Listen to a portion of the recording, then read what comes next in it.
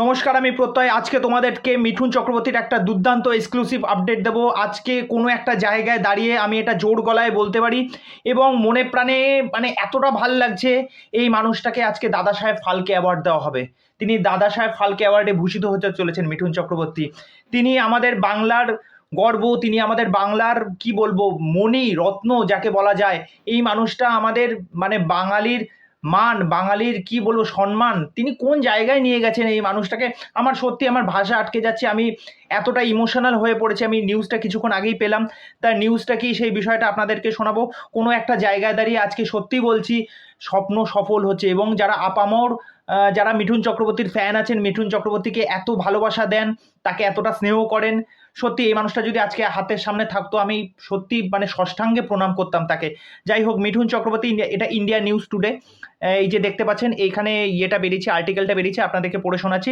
Mithun Chakraborty to receive দাদা Saheb Phalke award, seriously wow, who made his acting debut with the art house drama Mrigaya 1976 will soon be honored with Dada Saheb Phalke Award. He will receive the award at the 17th National Film Award ceremony on October 8.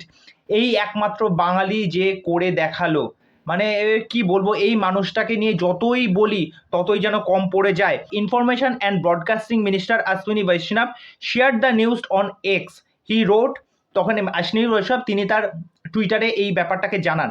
Mithun the remarkable cinematic journey inspired generation honour to announce that the Dada Saheb Phalke selection jury has decided to award legendary actor Sri Mithun Chakraborty ji for his iconic contribution to Indian cinema.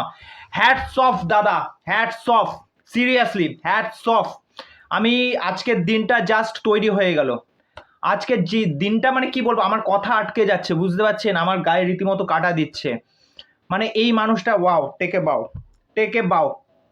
যাই হোক, আমার এই আজকের নিউজটা দুর্দান্ত, কি বলবো, আমার কোনো কিছু কাজ করছে না। আমি এতটাই খুশি হয়েছি, আমার এতটাই ভাল লাগছে।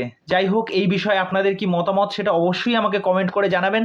তো চলুন, আজকের ভিডিও এখানে শেষ করছি, পরবর্তী ভিডিওতে আবার দেখা হবে। ভালো থাকবেন, সুস্থ থাকবেন। এই মানুষটা চাই আরও এগিয়ে যাক, আরও আমাদের দুর্দান্ত দুর্দান্ত কাজ দিক। ওহ, চলুন, টাটা।